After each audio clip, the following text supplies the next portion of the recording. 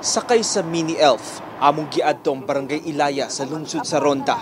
Usa sa mga dapit nga lisod maabtan og hinabang. Klaro ang kadaot kilid sa dalan, lapok og dagang gubang mga panimay. Apan ang mas tataw nga sugilanon, nagikan sa mga residenteng among kauban pagsakay. Nanawagan sila og hinabang. Sa usa ka wa damhang higayon, lahi ang pagsugat sa bagong tuig alang sa mga nabiktima sa bagyo. Way dakong selebrasyon, apan puno sa paglaom. Silang nang Sofia, di mamahimong way hikay, kining pansit ang ilang gisawaan. Magpasalamat sa giisip nga ikaduhang kinabuhi. Magbag-og yun ta, di ta malimot na Ginoo, sus, di dato nakalimtan.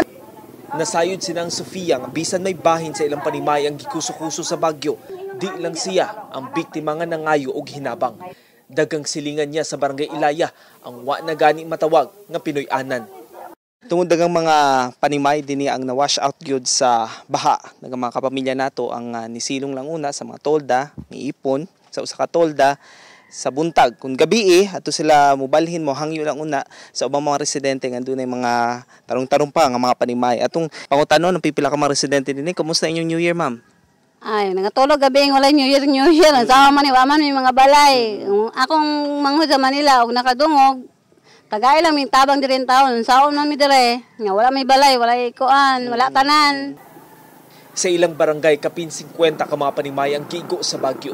Giangkon sa mayor sa lungsod. Kuwang ang pondo sa lungsod sa pagtubag sa panginahanglan sa mga residente. Maghando man sa ko ani nga mag-cost sharing na sa admin ni gobernador. Di man gyud madawat na mo 5th class municipality man di gyud na mo makaya ang tanan. Wa pasad malimpyo ang mga bagang lapok, ti mailhan sa nag-ung-ung nga problema sa dagang barangay, tubig. Ang ubang tapit nakabintaha tungod kay dali ra maabtan sa rasyon sa tubig gikan sa fire truck. Kaha mga tubig nga gikuha sa tubod sa mabukirang bahin. Naguba sa bagyo ang tangke sa tubig sa lungsod. Apan ang masubo ang pag-atubang sa matag adlaw nga wa na ang imong mahal sa kinabuhi. Gitapad paghaya ang pamilya Bahinting. Ang usa ka pamilya hanggianod sa baha atod sa pag-igo sa bagyo dinhi sa barangay Tupas. Namatay ang usa ka anak, 3 ka apo ug umagad ni Lola Perla. Mamis ginako nilang ilahang mga kuwan.